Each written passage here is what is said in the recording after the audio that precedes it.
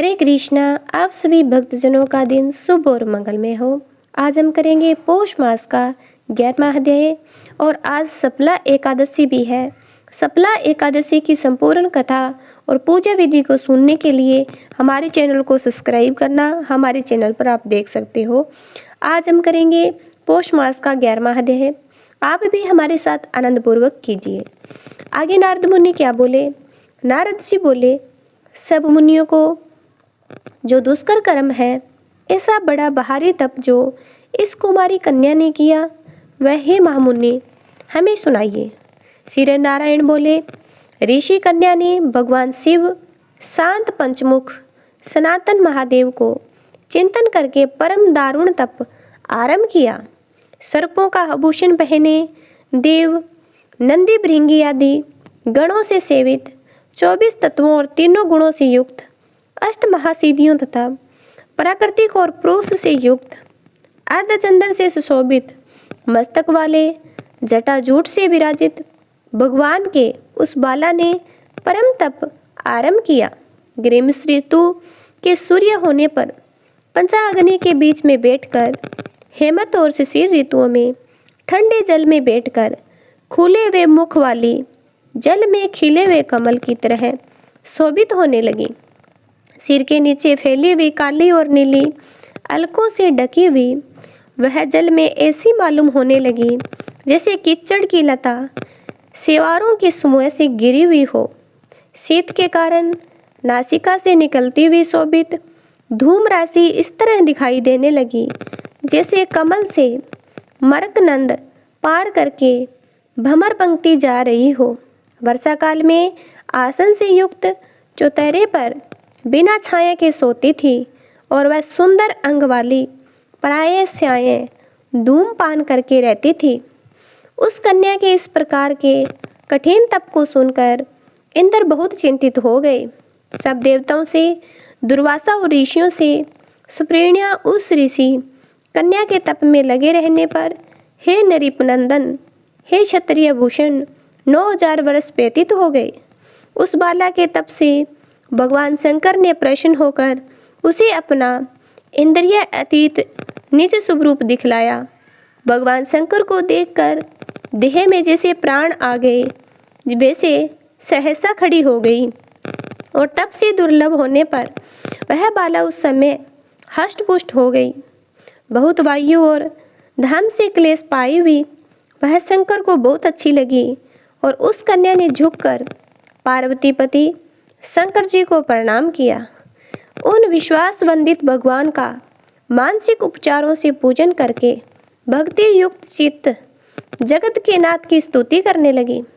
कन्या बोली, हे पार्वती प्रिय, हे प्राणनाथ, हे प्रभु, हे भृग, हे बुधेश, हे गौरीश, हे शंभु, हे सोम सूर्य अग्नि नेत्र, हे तमय, हे मेरे हदार, हे मुंड अस्थि मालिन, आपको प्रणाम करती हूँ। अनेक तपों से व्यापत है, अंगों में पीड़ा जिसके ऐसा, तथा परम घोर संसार रूपी समुद्र में डूबा हुआ, दुष्ट सर्पों तथा काल के तीक्ष्ण दांतों से डसा हुआ मनुष्य भी यदि आपकी शरण में आ जाए तो मुक्त हो जाता है। हे शंभु, जिन आपने बाणासुर को अपनाया और मरी हुई अलरक राजा की पत्नी को जिलाया, ऐसे आप हे दयानाथ, बुदेश, चंडीस भव्य, वक्त्राण, मृत्युंजय, प्राणनाथ, हे दक्ष प्रजापति के मुख को ध्वंस करने वाले, हे समस्त शत्रुओं के नाशक, हे सदा भक्तों को संसार से छुटाने वाले, हे जन्म के हर्ता, हे प्रथम सृष्टि के कर्ता, हे प्राणनाथ, हे पाप के नाश करने वाले, आपको नमस्कार है। अपने सेवकों की रक्षा कीजिए।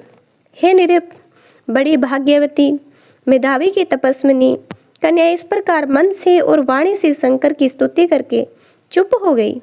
श्री कृष्ण बोले, कन्या द्वारा की हुई स्तुति सुनकर उसके किए हुए उग्र तप से प्रसन्न मुख कमल सदाशिव कन्या से बोले, हे तपस्विनी, तेरा कल्याण हो।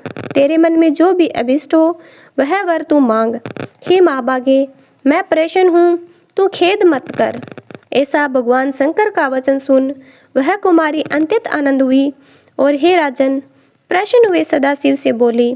कन्या बोली, हे दीनानाथ, हे दया सिंधु, यदि आप मेरे ऊपर प्रसन्न है तो हे प्रभु, मेरी कामना पूर्ण करने में देर न करें। हे महादेव, मुझको पति दीजिए, पति दीजिए, पति दीजिए। मैं पति चाहती हूँ, पति दीजिए। मैंने हृदय में और कुछ नहीं सोचा है। वह ऋषि कन्या इस प्रकार महादेव से कहकर चुप हो गई।